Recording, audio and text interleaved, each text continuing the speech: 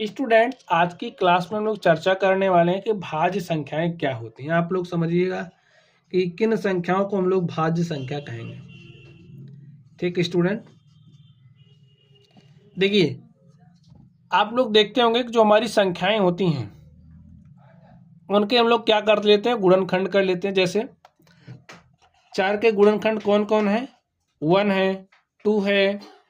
देखिए अगर हम 4 के गुणनखंड की बात करें 1, 2 और जो 4 है, वह संख्याएं जो 4 को पूरी तरीके से विभाजित कर ले जाएंगी, 4 की गुणनखंड हो जाएंगी। अब देखिए, चलिए एक एग्जांपल और लेते हैं। आपने 8 को लिया, अगर हम 8 के सभी गुणनखंडों को लिखना चाहें तो कैसे लिखेंगे? वह संख्या जो 8 को पूरी तरीके से विभाजित कर ले जाएगी, 8 के गुणनखंड होंगे। 1 8 को विभाजित कर लेगा, 2 भी 8 को विभाजित कर ले जाएगा, 4 भी 8 को विभाजित करेगा, 8 भी 8 को विभाजित कर ले जाएगा। तो 8 के गुणनखंडों की संख्या 1 2 3 4 गुणनखंड हो गए। समझ गए बात? चलिए हमने एक संख्या और ले ली, संख्या हमने 7 ले ली। और अगर हम आपसे पूछे 7 के गुणनखंडों की संख्या आप बताइए, तो 7 के गुणनखंडों की संख्या देखिए क्या हो जाएगी? 1। भाई 1 7 को पूरी तरीके से काट पाएगा और 1 के अलावा 7 स्वयं को पूरी तरीके से काट पाएगा। चलिए और आगे देखते हैं। हमने एक संख्या यहाँ पर 9 ले लिया। अगर हम 9 के सभी गुणनखंडों की बात करें तो आप बताइए 9 के सभी गुणनखंडों को आप कैसे लिखोगे? 9 को कौन काट पाएगा? 1 पूरी तरीके से काट पाएगा और 3 पूरी तरीके से काट पाएगा, 9 स्वयं को पूरी तरीके से काट पाएगा। यही बात हुई। चलिए आगे देखते हैं। अब स्टूडेंट्स चलिए एक संख्या और ले लेते हैं, उसके बाद हम आपको चीजें समझा देंगे।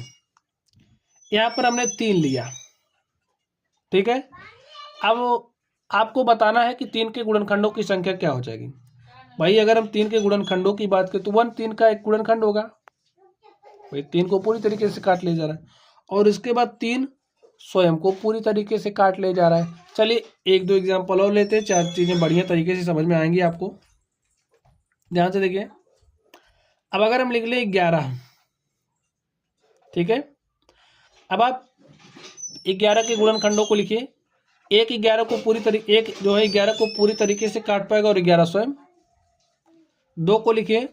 2 जो है, एक जो है 2 को पूरी तरीके से विभाजित कर ले जाएगा और 2 स्वयं को पूरी तरीके से विभाजित कर ले जाएगा।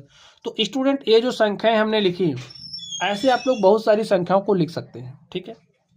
ध्यान से देखना है। अब इसमें आप लोग कुछ ऐसे देख रहे हैं, कुछ ऐसी संख्याओं को देख रहे हैं जिनके पास 1 और स्वयं के अतिरिक्त, बात को ध्यान से सुन लीजिए, 1 और स्वयं के अतिरिक्त दूसरे भी गुणनखंड विद्यमान है, ठीक है।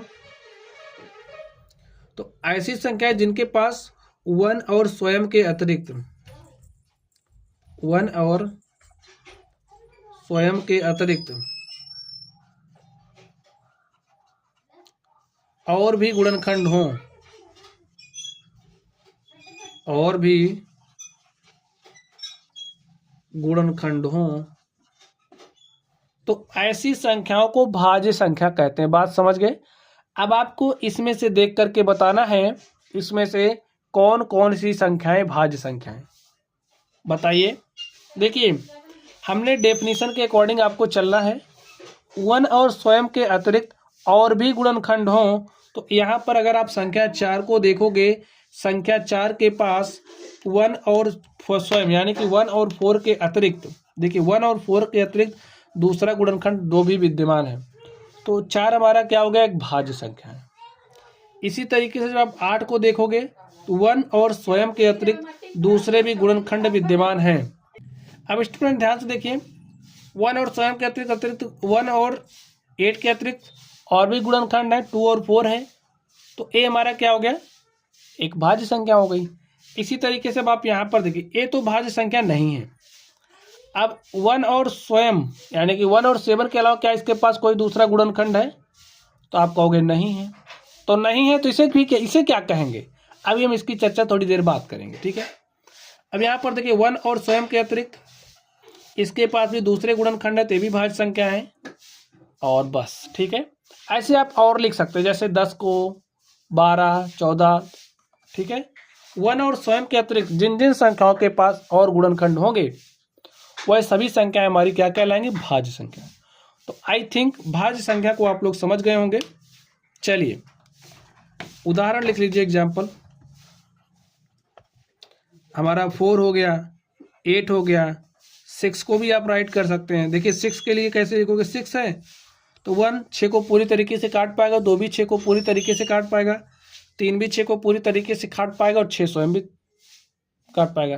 तो 1 और स्वयं के अतिरिक्त दूसरे गुणनखंड हैं, इसलिए क्या है, भाज्य संख्या। समझ गए बात।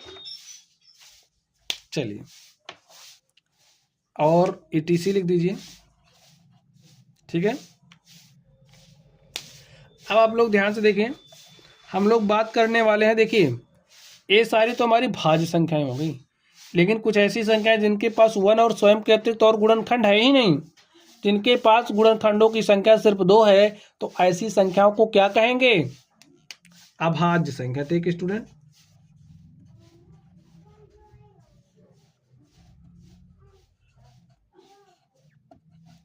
लिख लीजिए, ऐसी संख्याएं जिनके पास 1 और स्वयं के अतिरिक्त और दूसरे गुणनखंड ना हो, तो ऐसी संख्याएं अभाज्य संख्याएं कहलाती हैं। 1 और स्वयं के अतिरिक्त दूसरे गुणनखंड ना हो,